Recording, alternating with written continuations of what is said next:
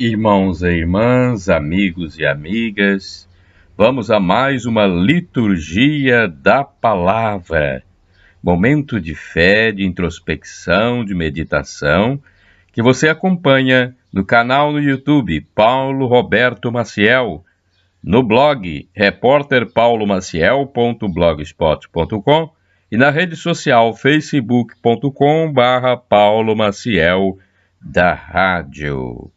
Liturgia da Palavra veiculada na Igreja Católica Apostólica Romana no mundo inteiro. No momento, então, de nossa fé, deixar Deus nos falar. 14 de janeiro de 2020, terça-feira, primeira semana do tempo comum. A cor litúrgica é verde e, no rito da celebração, temos o ofício do dia. Antífona da entrada. Ergamos os nossos olhos para aquele que tem o céu como trono. A multidão dos anjos o adora, cantando a uma só voz. Eis aquele cujo poder é eterno. Oração do dia. Ó Deus, atendei como Pai as preces do vosso povo. Dai-nos a compreensão dos nossos deveres e a força de cumpri-los, por nosso Senhor Jesus Cristo, vosso Filho, na unidade do Espírito Santo. Primeira leitura do primeiro livro de Samuel, capítulo 1, versículos do 9 ao 20. Naqueles dias, Ana levantou-se depois de ter comido e bebido em Silo. Ora, o sacerdote Eli estava sentado em sua cadeira à porta do templo do Senhor. Ana, com o coração cheio de amargura, orou ao Senhor, derramando copiosas lágrimas. E fez a seguinte promessa, dizendo: Senhor Todo-Poderoso, se olhares para a aflição de tua serva e te lembrares de mim, se não te esqueceres da tua escrava e lhe deres um filho homem, eu o oferecerei a ti por todos os dias de sua vida, e não passará navalha sobre a sua cabeça. Como ela demorasse nas preces diante do Senhor, Eli observava o movimento de seus lábios. Ana, porém, apenas murmurava. Os seus lábios se moviam, mas não se podia ouvir palavra alguma. Eli julgou que ela estivesse embriagada. Por isso lhe disse: Até quando estarás bêbada? Vai curar essa bebedeira? Ana, porém, respondeu: Não é isso, meu senhor. Sou apenas uma mulher muito infeliz.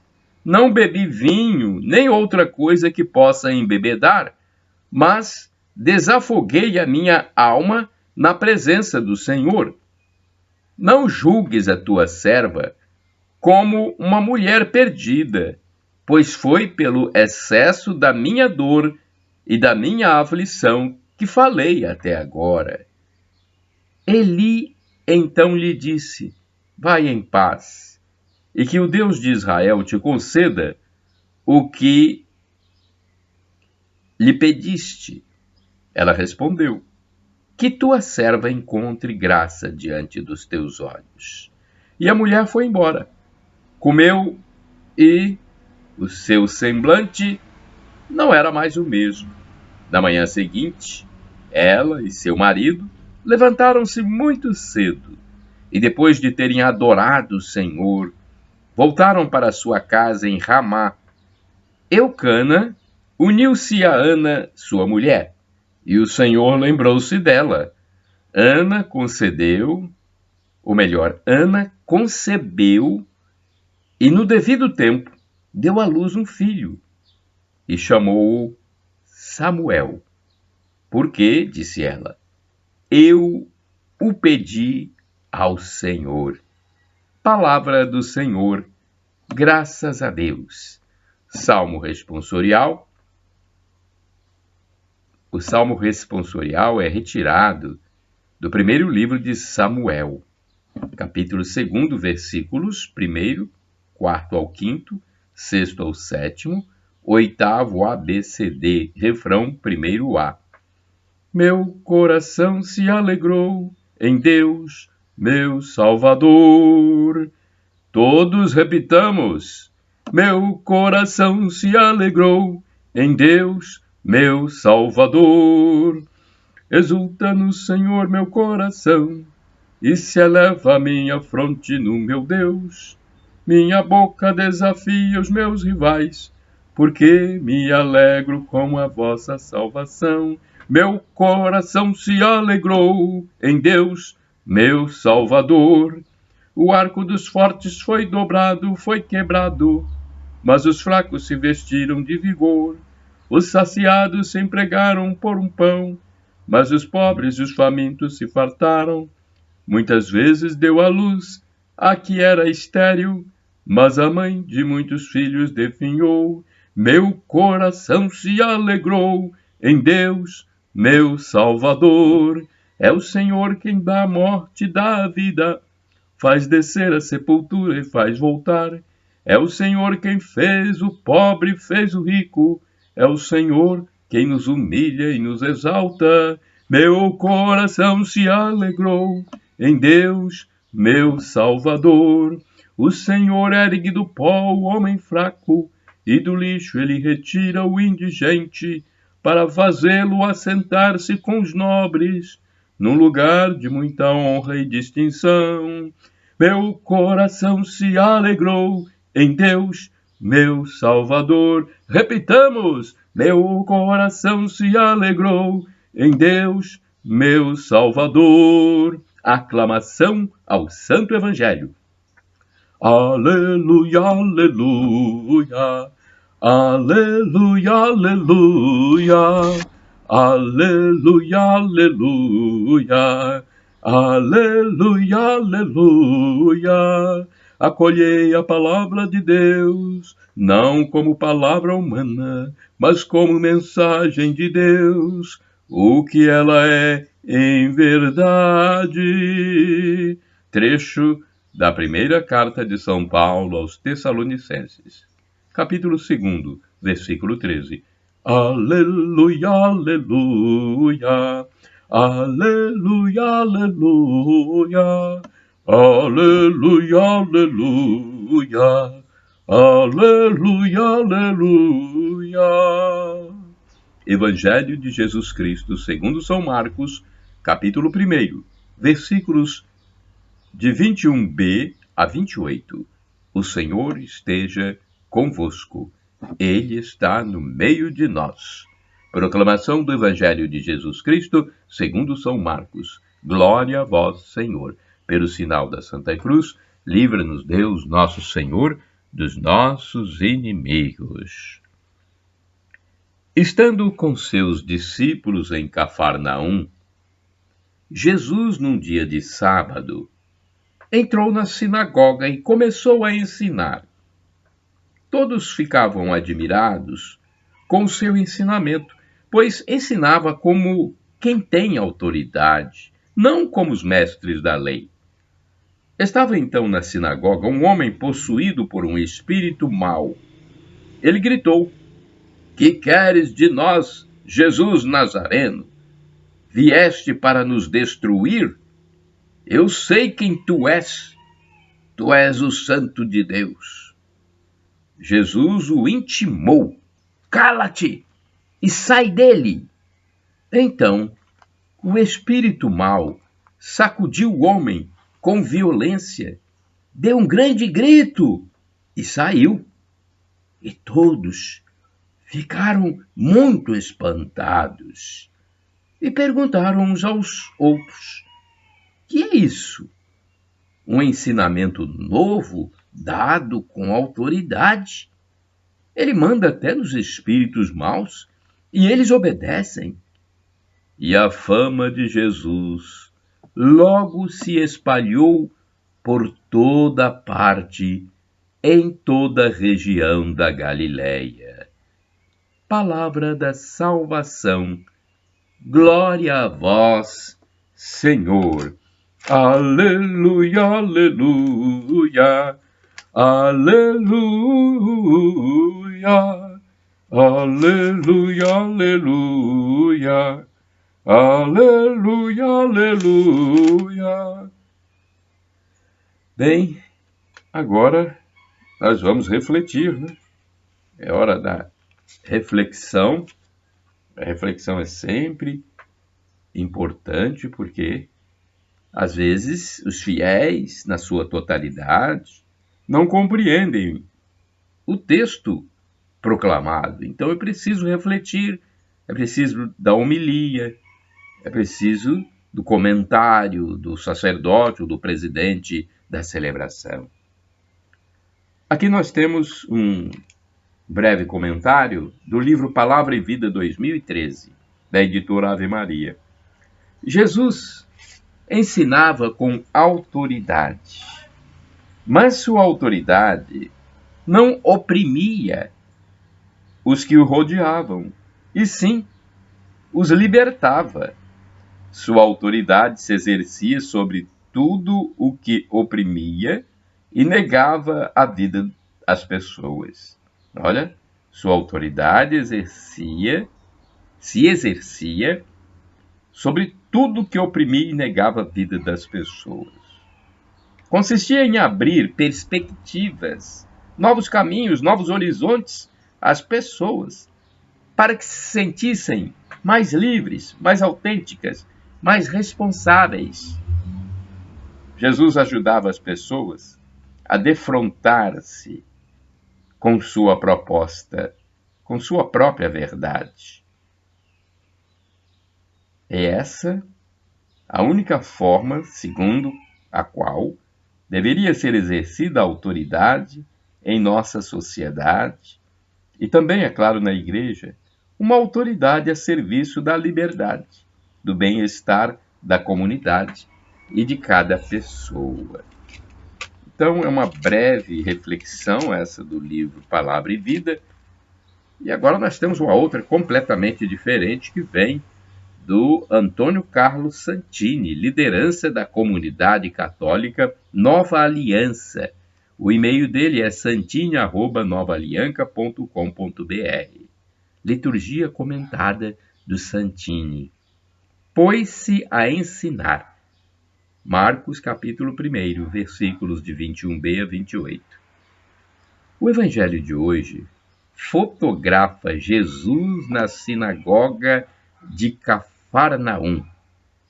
Não deixa de ser estranho que um aprendiz de carpinteiro assuma a função de mestre da palavra, uma espécie de doutor da lei, escriba, e fazia esse trabalho com uma autoridade que não se via no ensino dos escribas.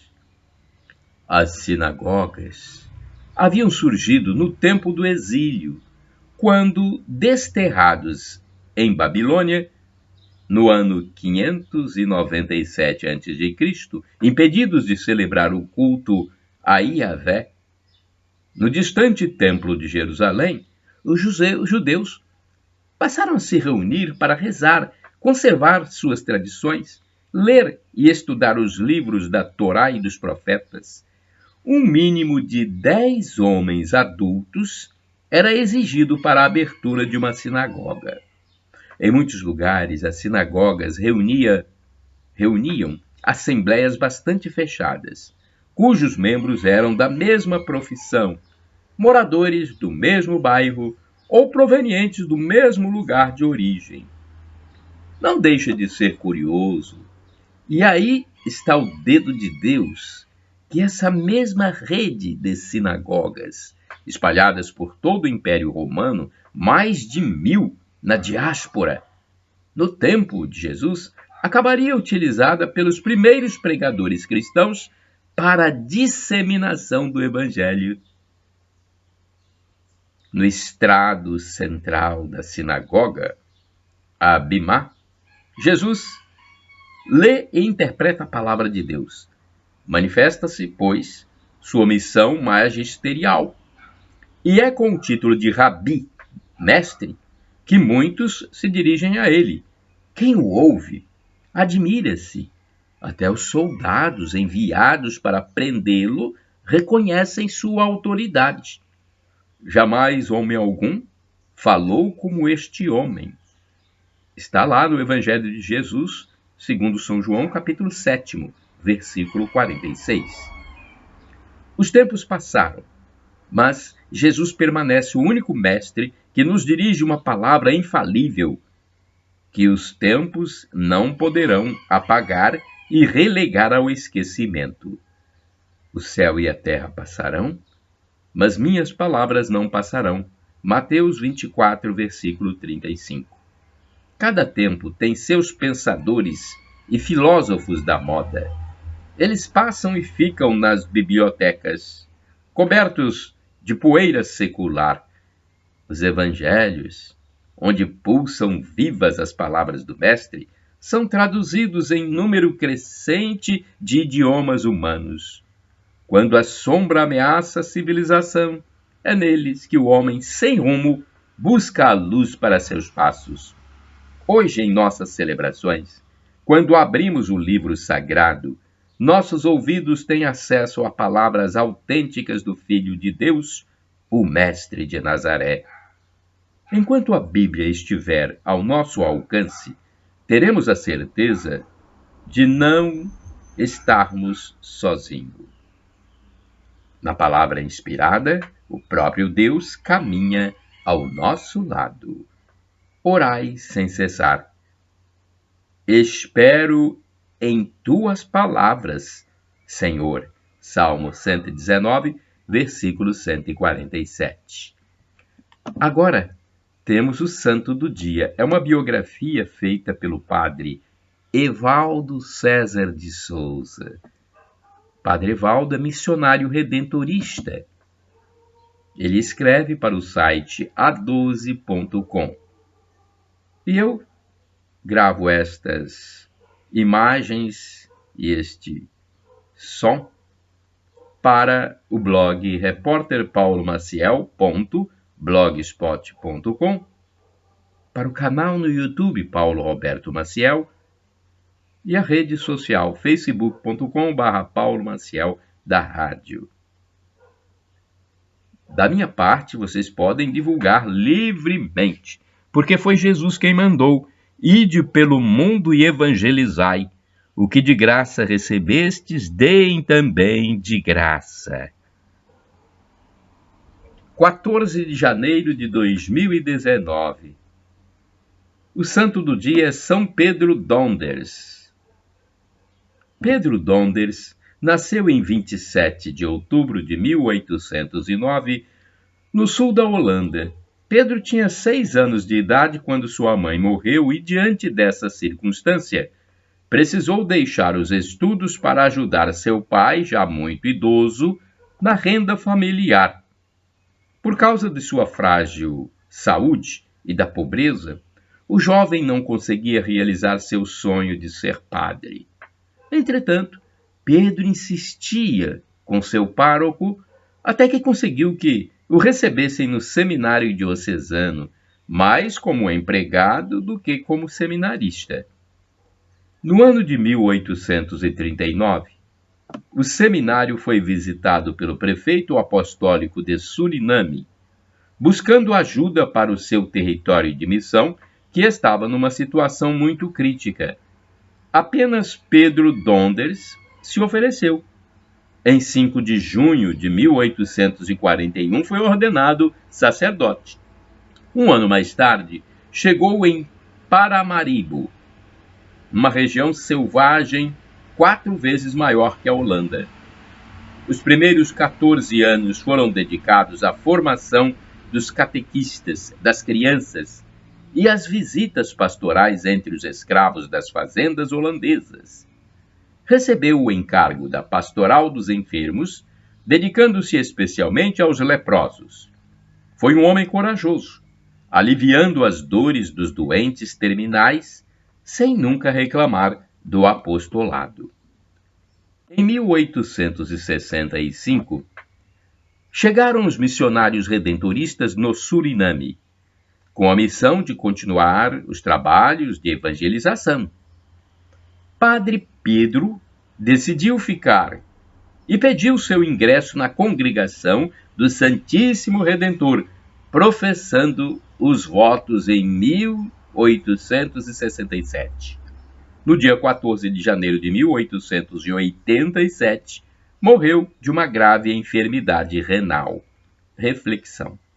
Os missionários redentoristas têm muito carinho por São Pedro Donders, pelo seu exemplo de vida e pela sua dedicação missionária.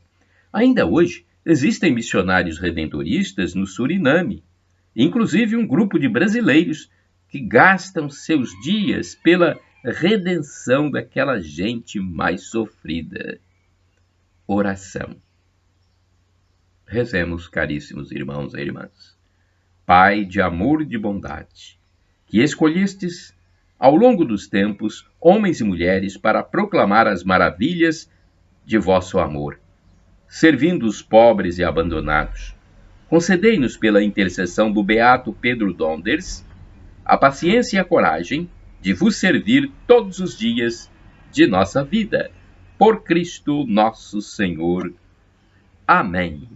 São Pedro Donders, que está em comunhão com Deus, rogai por nós ao Pai, ao Filho e ao Espírito Santo. Shalom Adonai é uma expressão hebraica que significa a paz do Senhor. El Shaddai, Deus Todo-Poderoso, Ele há de prover, acredite. E temos também outra expressão dita pelo apóstolo São Paulo, responsável por nossa cristianização. Se somos cristãos, devemos a São Paulo, o apóstolo dos gentios que saiu pelo mundo evangelizando. São Paulo disse, Maranatá! Significa, Senhor, vem, vem, Senhor. É a segunda vinda de Cristo Jesus que nós aguardamos, quando Ele nos levará para o paraíso, para a vida eterna. Quer dizer, levará quem crer nele e quem pedir perdão de seus pecados. Só com arrependimento é que chegaremos à vida eterna, onde a felicidade será plena. Shalom!